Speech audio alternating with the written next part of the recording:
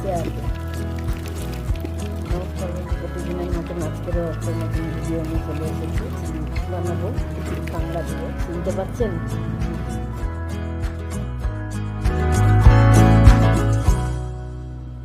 কাঁকড়ার পেটে ডিম হয়েছে, দেখুন এই যে কি সুন্দর দেখতে, যেন কয়েকটা গোটা দিয়েছে।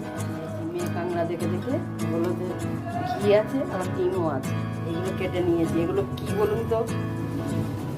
সেই কাঁকড়া পরিষ্কার করে কাটা হয়ে যাবো, সেই কাঁকড়া রান্না করছি।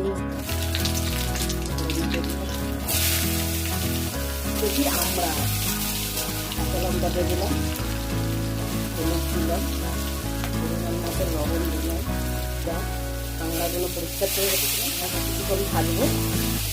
দিয়ে আমরা আর শুকনো লঙ্কা সেটা রেখেছিলাম।